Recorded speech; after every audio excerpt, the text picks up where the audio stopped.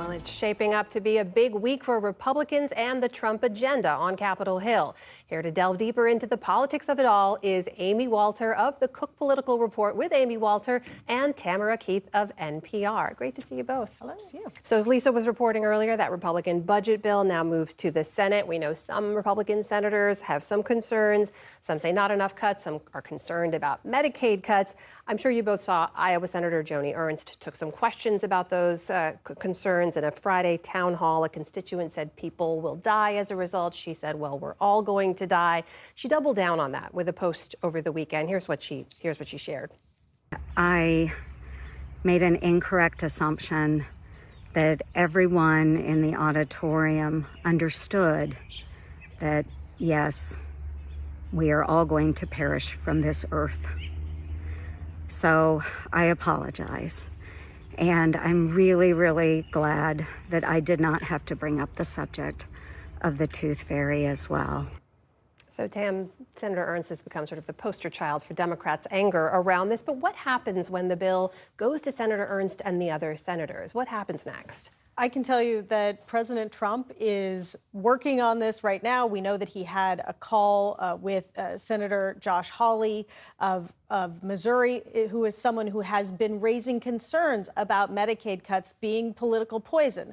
Hawley then tweeted today that that there will be no cuts to Medicaid benefits. This is very much a rhetorical battle that is taking place where Republicans and the White House are insisting that Medicaid will not be cut. It will just be waste and abuse. There's going to be a raging fight for public opinion about this in the days and weeks ahead. But the idea of getting Josh Hawley under the tent, getting this senator who has been openly critical of the House cuts to now be on message, at least in this one tweet, is an indication that the White House is really working to get and essentially demanding that Republicans are all in line, all Republicans vote for this. And the message that I got from a White House official I was just talking to moments ago was that they really do view the House bill as a necessary framework, that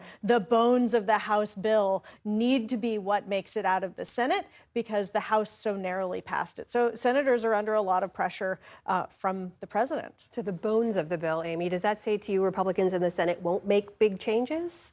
Well, I think we're at this point where it's too big to fail, and that there isn't much choice now for senators and what they're able to carve out. But I think what Tam brought up with Senator Hawley is a really good point, which is here's a great opportunity for you as an elected member to show your constituents that you really care about a certain issue. You can make the argument that you brought it in front of the president. The president made accommodations to you. This is a very good political tool. I think what we're seeing with that response from Senator Ernst is also an example of the fight that is going to be happening, and it is already happening, over the marketing around this bill. Republicans are convinced that many of these town halls, this was her response was in a town hall that was very, it wasn't exactly a friendly audience. And their perspective is these are just liberal activists. These are not regular voters. Once regular voters understand we're only talking about waste and abuse, we're not talking about kicking needy people over Medicaid, we'll win. The polls show this.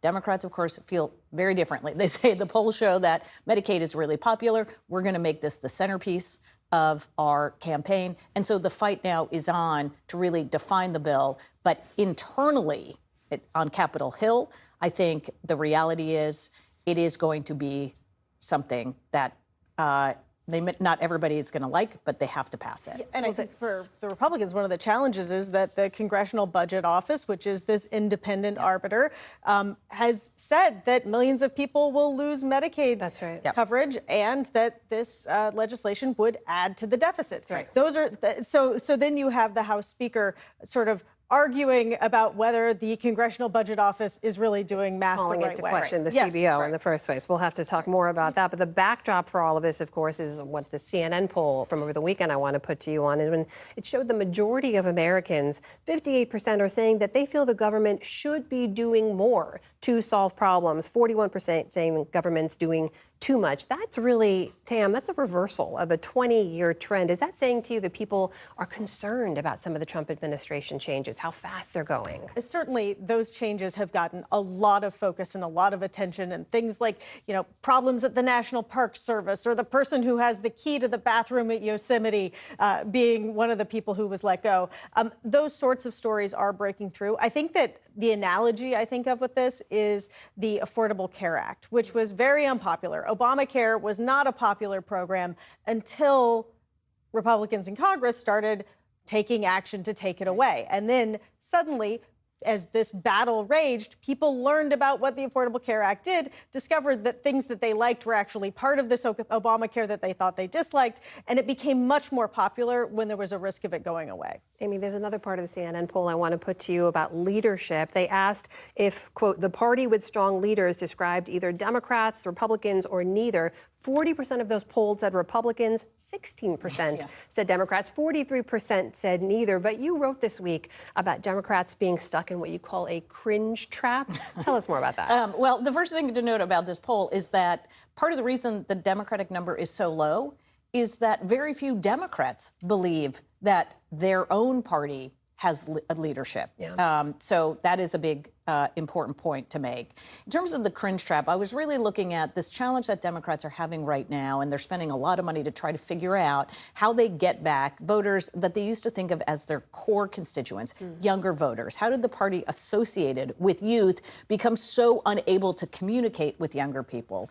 And I think at the end of the day, really what we've seen are two things. The first is younger voters have been telling Democrats, younger Democratic voters in primaries who they would like to be their nominee. And that person was Bernie Sanders, both in 2016 and 2020.